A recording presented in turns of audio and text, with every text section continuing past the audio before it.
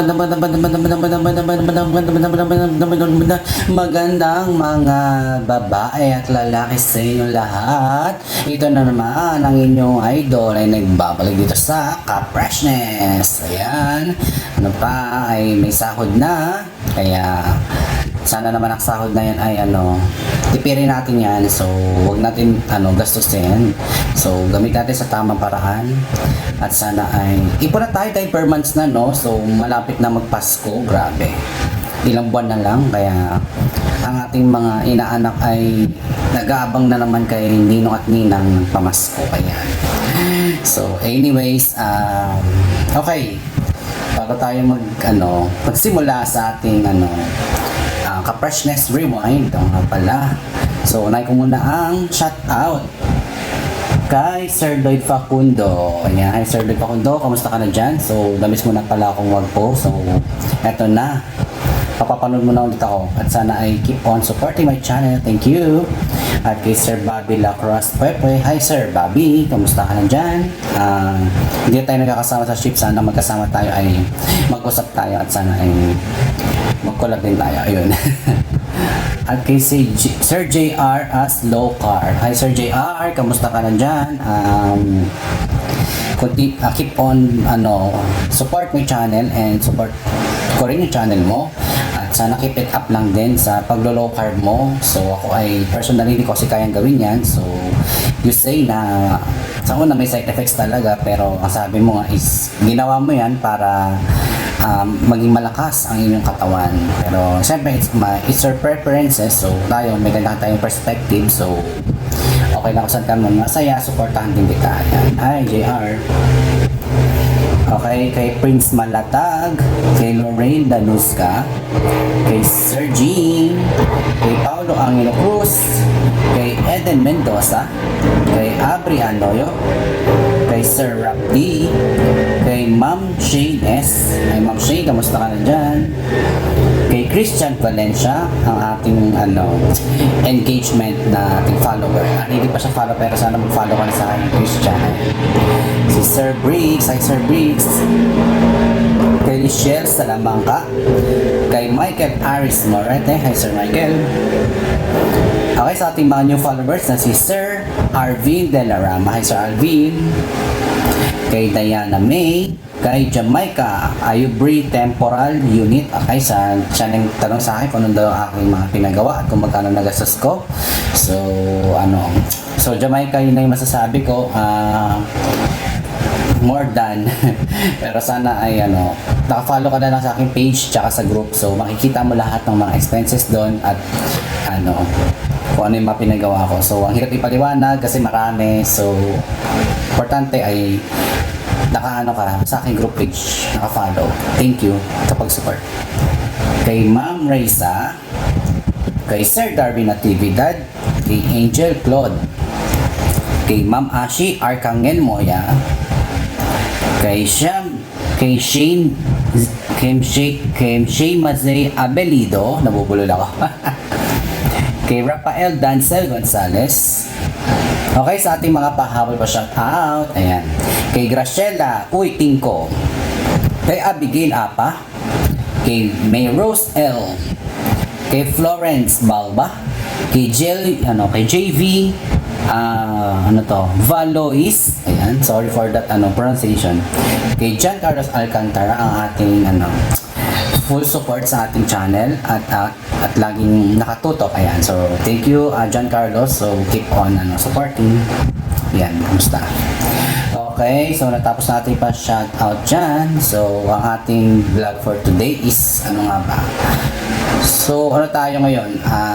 Ang vlog natin is garlic. Ayan, so dahil malakas kayo sa akin, so tayo ay magre-remind ng ating vlog na hindi natin na-air dito sa tambayan ng 2024. So ngayon makikita nyo na kung paano ko ginagamit yung garlic, kung paano ko siya pinapahid, kasi ang dami na curious sa akin kung bakit anong ginagamit kong skincare.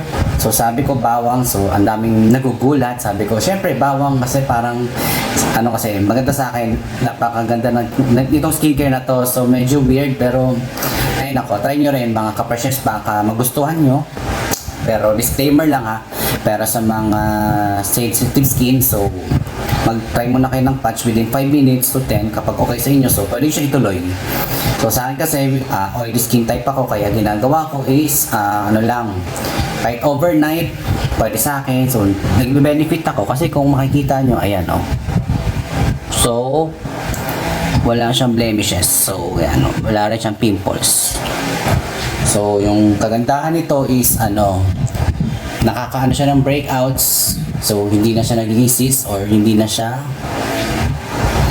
lumalaki. Especially kasi kapag nag-shave tayo, nagkakaroon tayo ng mga breakouts dahil nagkakos ng irritation yung yung pag-shave, ayan. Or minsan sa hormones natin, ayan. Sa mga kinakain natin, ayan. So, mapapansin nyo, wala namang walang pimples, ayan. Malinis, o diba? Ang fresh tignan. Ang kinis. Ayan, kita-kita naman, oh. Fresh and glowing. Ayan, sana all. Ayan, so mga ka-freshness, makinig at manood kayo sa aking ipapakita at dito lang sa ka-freshness Rewind. Ako sa inyo na sikreto na para maging makinis ang ating muka, blemish free, pimple free. Yan.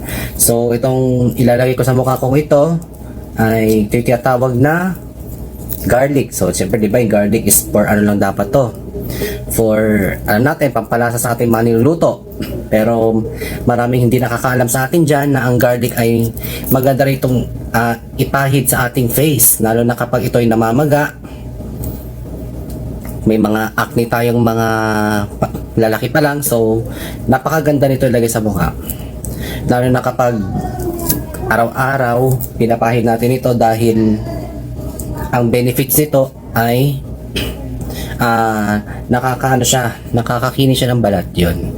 So yan, try muna natin sa forehead natin. So ganyan siya kaganda. So sa forehead muna tayo.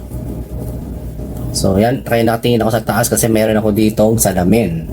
Ayan. So makikita nyo kung paano ko nilalagay. So ganyan siya. So buong forehead muna natin nalagyan. Ayan. Then pati sa ilalim ng ating mga talukap, syempre para ay maiwasan natin yung bacteria, di ba?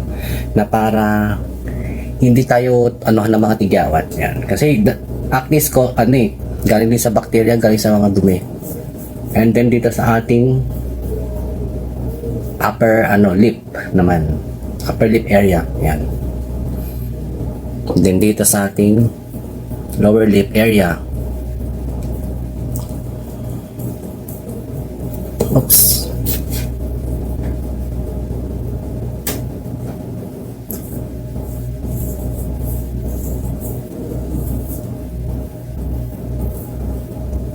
Yan, maniwala kayo sa hindi totoo na nilalagay ko talaga yung bawang ko sa mukha ko gabi-gabi. So I discovered talaga this 2004 lang, basta this coming year 2004, mga January siguro, na-discover ko na maganda siya ilagay sa mukha kasi na-test ko talaga to na nakakaano ng tigyawat. Kung alam ko lang before na ng bata ako, nalaman ko to siguro, hindi na ako nagsayang ng pera sa mga ginamit kong mga skincare. Yun, kung ng mga pinapahid ko sa mukha ko. So ito lang talaga solution talaga. Okay, next dito natin silagay sa ating temple area or mid face area hanggang pababa. So yung paglagay natin is upward. Siyempre upward para hindi tayo magsasag, o di ba? Hindi tayo magkakasag yung skin natin, para hindi siya magiging downward, kasi ang totoong natin is pataas talaga. Yan. Kasi pag tumatanda tayo as we age, yung ating collagen sa ating skin ay nagde-degrade. So that's why the fine lines and wrinkles appear, and then the loss of volume of the skin is nawawala. Kumbaga yung volume, ibig sabihin nun yung parang yung lalim ng wrinkles, kumbaga mas lumalalim pa. So kapag tayo ay mga ganitong edad pa lang, so nag-start na tayong magkaroon ng aging skin because our collagen is decreases, and also hyaluronic acid, which is yung it attracts 1,000 times water para ibalik yung ating yung skin moisturizing, tsaka yung skin radiant, yan, ganun. Moisturize yung skin natin, yun. So yan, nilagay ko na rin sa ating kanang mukha. So ganyan talaga siya kaganda. Ito na araw-araw yung ginagamit kong skincare. Simula ng ito na taga na-discover ko maganda. So I'm so very proud to myself kasi na-discover ko na maganda yung bawang, kasi ang bawang meron tong tinatawag na sulfur compound. Ano ba yung sulfur compound? No? Yung sulfur compound, napakaganda yan kasi kahit sabi natin matapang yan, mabaho yan, pero benefits ito, napakaganda sa ating skin. Lalo na kapag tayo ay may inflammation, dahil ito ay natural anti-inflammatory. So isa pa yan sa maganda sa bawang. Hindi lang maganda sa mukha, maganda rin ito pala ilagay sa ating mga ngipin. Kapag ang ating ngipin ay namamaga, so kagatin mo lang yung bawang, babad mo siya ng 1 oras and then tanggalin mo na. Or pwede naman habang natutulog, pwede rin naman yun para kinabukasan wala na yung maga. So napakalaking tulong ito sa akin, so napaka-amazing talaga. Kasi nung dati nagkakaroon ako ng namamagamisin yung gums ko dahil may wisdom tooth pa akong hindi nabubunot. So ito lang talaga yung naging solution. Bawang lang talaga. Instead na uminom ka ng mga antibiotics na masama sa ating atay, so bawang lang talaga isang natural antibiotic na to. So naniniwala talaga ako dito kasi in early na wala pa mga usong mga gamot, yung mga ito ginagamit ng mga ancient Egyptians talaga. So napakaganda nito talaga. Kaya guys, akala nyo ito ay pampalasa lang, no?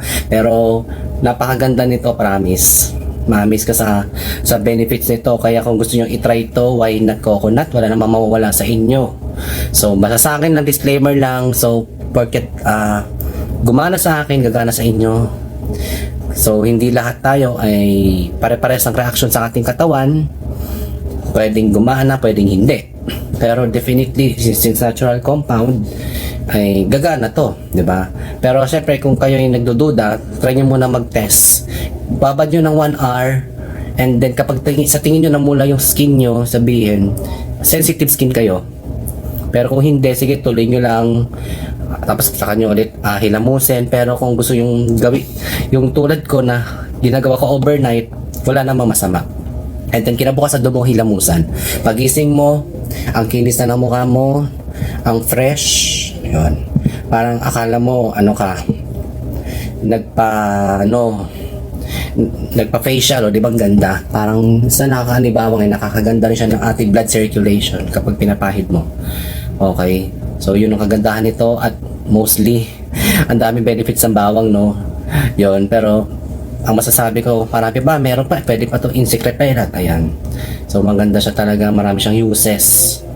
So faster wound healing kasi meron nga rin siyang mga taglay na zinc, vitamins, B, okay, magnesium, selenium, ayan. So napakadaming compounds na at benefits na makukuha sa bawang, kaya napakaganda nito. Yun. So yun lang. Pagdating sa topic, at maganda siya, pero pag in-intake, although maganda rin siya nang kapag pababa siya ng blood sugar, yun nga lang, ingat-ingat lang din tayo kasi ang bawang, as I tried, nakakakos siya ng ng stomach disturbance. Ibig sabihin parang minsan kumukulo yung tiyan ko, nagkakos ng acid, so parang ganun. Or may times din na ang bagal kong matunawan. Yon. For me pero sa inyo ewan ko lang kung okay sa inyo, pero sa akin kasi hindi talaga siya maganda inumin or kainin. Pero maganda sa akin pag pinahid, so ganun yung reaction. So iba-iba tayong katawan, pero guys, try nyo na sa mga naghahanga sa akin. Ayan, thank you. Thank you talaga. So try nyo na talaga, maganda to. Yun lang. So that's our vlog for